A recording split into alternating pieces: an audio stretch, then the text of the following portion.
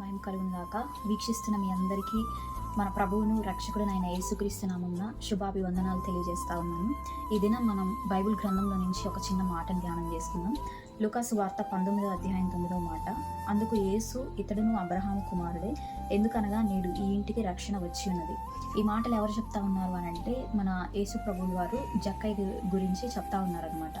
యేసు ప్రభు సువార్త పరిచర్య చేస్తున్న దినాల్లో అనేక మంది జనసమూహము యేసు ప్రభువుని వెంబడిస్తూ ఉన్నారు. యేసు ప్రభువు సముద్రం దగ్గరికి వెళ్తే సముద్రం దగ్గరికి, సమాజ మందిరం దగ్గరికి, వీధులలో, ఆయన అరణ్యంలోనికి వెళ్తే అరణ్యంలోనికి, ఇట్లా అనేక మంది ఎక్కువ మంది హ్యూజ్ పీపుల్ యేసు ప్రభువుని వెంబడిస్తూ ఉన్నారనమాట.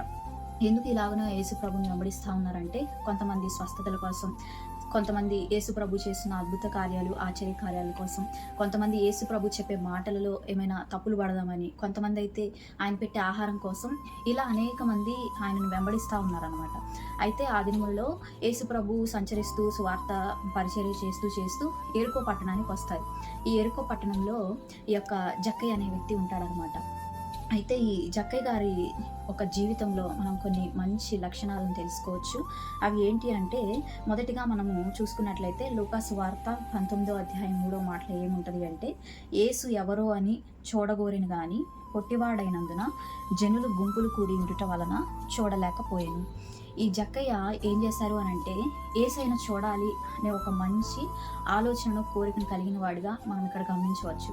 అయితే ఈయన ఏం చేశారు అంటే, ఈ యొక్క జనసమూహము ఇలా యేసు ప్రభుని వెంబడిస్తా, అసలు వీళ్ళందరూ ఎందుకు యేసు ప్రభుని వెంబడిస్తూ ఉన్నారు, అసలు ఈయనలో ఉన్న మంచి లక్షణాలు ఏంటి, అసలు ఈయన ఎవరు, ఈయన మన పాపముల కోసం ఈ లోకానికి మనుష్య రూపంలో ఎందుకు వచ్చారు అని చెప్పి యేసు ప్రభుని గురించి తెలుసుకోవాలని చెప్పి జక్కయ్య హృదయంలో ఒక మంచి ఆలోచన, ఒక మంచి కోరిక కలిగిందనమాట.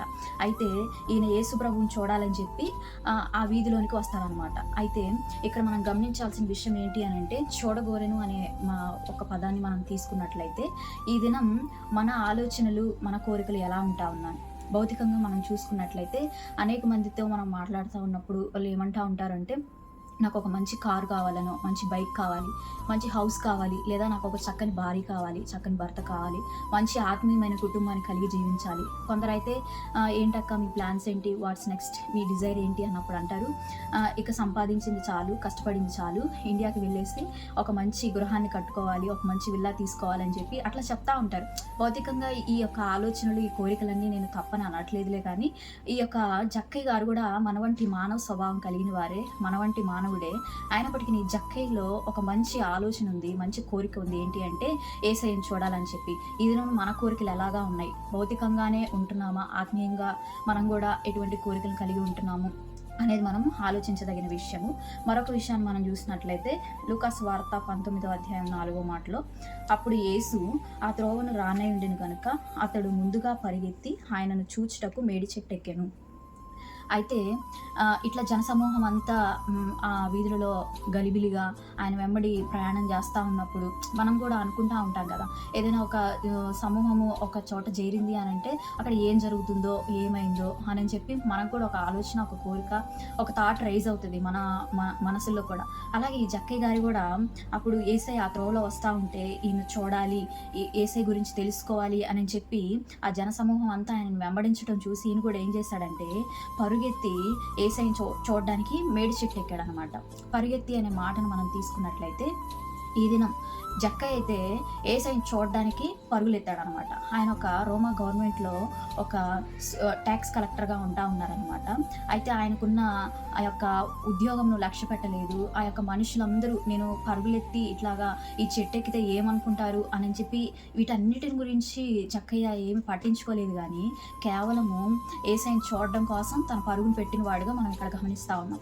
ఈ దినం మన పరుగు ఎలా ఉంటా ఉన్నది, మనం ఎటువైపు పరుగులు తీసేవారిగా ఉంటా ఉన్నాం, లోకం వైపా, పాపం వైపా, చెడు వ్యసనాల వైపా, వ్యభిచారం వైపు మన కాళ్ళు మనం పరుగులు తీసేవారిగా ఉంటా ఉన్నామా, లేకపోతే దేవుని చూడాలి, దేవుని పరిచర్యలో వాడబడాలి, ఆయన కొరకే నేను ఒక సాక్షిగా ఉండాలనే పరుగు మనలో ఉందా, అటువంటి కోరిక మనలో ఉన్నదా అనేది మనం తెలుసుకోవలసిన వారిగా, ఆలోచించవలసిన వారిగా ఉన్నాం.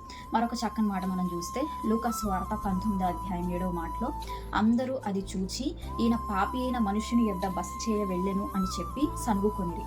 అయితే యేసు ప్రభు వారు ఈ జక్కయ్య చెట్టు ఎక్కడం గమనించాడనమాట. మన హృదయాంతరింద్రియాలను ఎరిగిన దేవుడు కదా! ఆయన మనం మనసులలో ఏం తలంస్తున్నాము, ఏం చేస్తున్నాం అనేది మనం చేయకముందే, మనం తలంచకముందే అవన్నీ ఆయన ఎరిగి ఉన్న దేవుడు కదా! జక్కయ్య హృదయాన్ని ఎరిగాడు. జక్కయ్య కోరికను, ఆలోచనను లక్ష్యపెట్టి ఏమంటా ఉన్నాడంటే, జక్కయ్య త్వరగా దిగిరమ్ము, నేను నీ ఇంట ఉండాలని చెప్పినప్పుడు జక్కయ్య తొందరగా ఆ చెట్టు దిగి తన ఇంటిలోనికి యేసయ్యను ఆహ్వానిస్తారనమాట. అప్పుడు ఈ ప్రజలంతా ఏమంటా ఉన్నారో తెలుసా?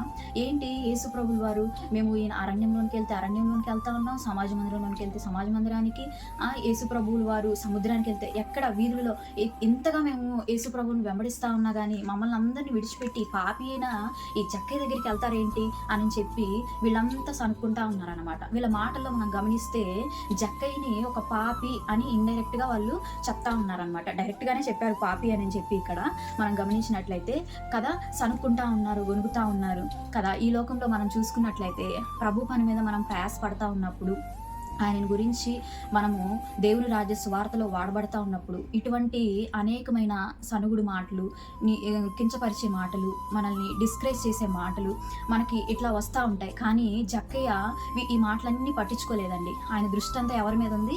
దేవుని మీద ఉందన్నమాట. మనకి పౌలు గారు కూడా ఒక మంచి మోడల్గా కనపడతా ఉన్నారు. ఏంటి అంటే 2 తిమోతి 4:7 మాటలు, మంచి పోరాటమును పోరాడి తిని, నా పరుగు కడముట్టించి తిని, విశ్వాసమును కాపాడుకుంటుని, ఇక మీదట నా కొరకు నీతి కిరీటం ఉంచబడి ఉన్నది అని చెప్పి పౌలు గారు చెప్తా ఉన్నారు.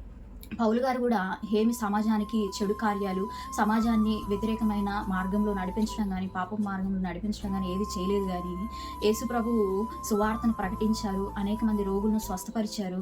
మంచి మార్గంలోనే పౌలు గారు కూడా ఈ యొక్క సమాజాన్ని తీసుకువెళ్తా ఉన్నప్పుడు ఈ సమాజం పౌలు గారిని కూడా ఏం చేసింది తెలుసా? ఆయనని చెరసాలకు అప్పగించింది, అనేకమైన దూషణ మాటలు పలికింది, అధికారులకు అప్పగించింది, సమాజ మందిరంలో అట్లా వాళ్ళని వెరివేయడం, ఊరి చివరికి లాక్కొని వెళ్ళడం, అట్లా ఇవన్నీ మనం గమనించి ఉన్నాం కదా. కానీ పౌలు గారు వీటన్నిటిని లక్ష్య పెట్టలేదండి. ఆయన యొక్క పరువు, ఆయన యొక్క ఆశ దేని మీద ఉన్నది అని అంటే, దేవుని రాజ్యమును గూర్చి, ఆయన కొరకు ఆత్మను రక్షించాలి అనే ఒక దృష్టితోనే దేవుని మీద దృష్టి పెట్టి ముందుకు నడిచాడు. కానీ ఎవ్వరి మీద దృష్టి పెట్టాల, ఈ లోకం మీద, వచ్చే సమస్యల మీద, ప్రతికూల పరిస్థితుల మీద వాటి వైపు చూడలేదు. కేవలం దేవుని మీదే మనసు నిలిచాడు. ఈ దినం మన మనసు ఎవరి మీద నిలుపుతా ఉన్నాము? ఈ లోకంలో వచ్చే ప్రతికూల పరిస్థితుల వల్ల కృంగిపోయేవారిగా ఉంటా ఉన్నామా? నలిగిపోయేవారిగా ఉంటామన్నా? లేకపోతే దేవుని మీదే దృష్టి పెట్టి దేవుని మీద భారం వేసి ముందుకు కొనసాగేవారిగా ఉంటా ఉన్నామా అనేది మనం జ్ఞాపకం చేసుకోవాలి. ఇంకొక మాట చూసుకున్నట్లయితే లూకాసు వార్త 19:7 మాటలో, జక్కయ్య నిలువబడి, ఇదిగో ప్రభువా, నా ఆస్తిలో సగము పేదలకు ఇచ్చుచున్నాను, నేనెవని వద్దనైనను అన్యాయముగా దేనినైనను తీసుకొని నెడల అతనికి 4 గంతలు చెల్లించదనని చెప్తా ఉన్నాడు అనమాట. ఈ యొక్క ట్యాక్స్ కలెక్టర్స్ గురించి మనకు తెలిసిందే కదా. ఆ రోజుల్లోనే కాదు, ఈ రోజుల్లో కూడా మనం చూస్తూ ఉన్నాం. ఒక 10 రూపాయలు వాళ్ళు పే చేయాలంటే 10 కాదు 15 అని చెప్పి దౌర్జన్యం చేయడం, పేదవారి దగ్గర అన్యాయంగా తీసుకోవడం, ఇట్లా మనకందరికీ తెలిసిన విషయమే ఇది కదా. అయితే ఈ జక్కయ్య వృత్తి కూడా అదే అనమాట. అయితే ఈ జక్కయ్య ఏం చెప్తా ఉన్నారంటే, ప్రభువా, నేను ఎవరి దగ్గరైనా అన్యాయంగా తీసుకుని ఉన్నానేమో వారికి 4 గంటలు చెల్లిస్తానయ్యా, నా యొక్క ఆస్తిలో బేదలకి సహాయం చేస్తానని చెప్పి చెప్తా ఉన్నాడు. ఈ యొక్క మాటలో మనం ఏం గమనించవచ్చు అంటే, జక్కయ్య ఒక మంచి లక్షణాన్ని కలిగి ఉన్నాడు. తను చేసిన తప్పును, తను చేసిన పాపాలను ప్రభు ఎదుట, ప్రజలందరి ఎదుట ఒప్పుకున్నాడు. తను ఒప్పుకొని వాటినన్నిటినీ విడిచిపెట్టిన వాడిగా మనం గమనిస్తూ ఉన్నాం అన్నమాట. ఈ దినాల్లో మనం కూడా మానవులంగా పాపాలు చేయడం, అతిక్రమాలు చేయడం, దేవుని నుండి తొలగిపోవడం సర్వసాధారణం. అయితే వాటన్నిటిని మనం ఒప్పుకొని విడిచిపెట్టే వారిగా ఉంటా ఉన్నామా, లేదా కప్పుకొని పరిశుద్ధులంగా మేము ఉంటా ఉన్నామని చెప్పి బ్రతికే వారిగా ఉంటా ఉన్నామా? ఈ జక్కయ్య గురించి మనం ఏం తెలుసుకోవచ్చానంటే, యేసయ్య ముందు ధైర్యంగా ఒప్పుకున్నాడు, నేను పాపిని ప్రభువా, నేను చేసిన వాటన్నిటిని ఒప్పుకుంటా ఉన్నానని చెప్పి ఈ యొక్క లక్షణాలన్నిటిని కలిగి జక్కయ్య జీవిస్తూ ఉన్నాడు. దేవుని చూడాలని ఆశ కలిగి ఉన్నాడు. దేవుని కొరకు పరుగులు పెట్టేవాడిగా ఉన్నాడు. లోకాన్ని, వారు చెప్పే మాటల్ని ఏవి పట్టించుకోలేదు. కానీ కేవలం తన దృష్టి దేవుని వైపే నిలిపిన వాడిగా మనం చూస్తూ ఉన్నాం. తన యొక్క పాపాలను, తన యొక్క అతిక్రమంలో ఒప్పుకున్నాడు, వాటిని విడిచిపెట్టినట్లుగా మనం చూస్తూ ఉన్నాము. మనం కూడా అందుకే తన యొక్క కుటుంబానికి రక్షణ కలిగింది, తన ద్వారా తన కుటుంబానికి రక్షణ కలిగినది. అయితే మనం ఈ ఏరియాస్లో మనం ఎక్కడ స్టాప్ అయిపోయి ఉన్నాం మనం కూడా జ్ఞాపకం చేసుకోవాలి. ప్రభు కొరకు పరుగులు తీసేవారిగా ఉన్నామా, ప్రభు కొరకు ఆశ కలిగి కోరిక కలిగి జీవించే వారిగా ఉన్నామా? మన అతిక్రమాలను పాపాలను ఒప్పుకొని విడిచిపెట్టే వారిగా ఉన్నామా? ఏ ఏ జోన్లో మనం ఆగిపోయి ఉన్నామో జ్ఞాపకం చేసుకుందాం. ప్రభు ఈ యొక్క మాటలను తన వినికిడిలో దీవించుగాక. ఆమెన్.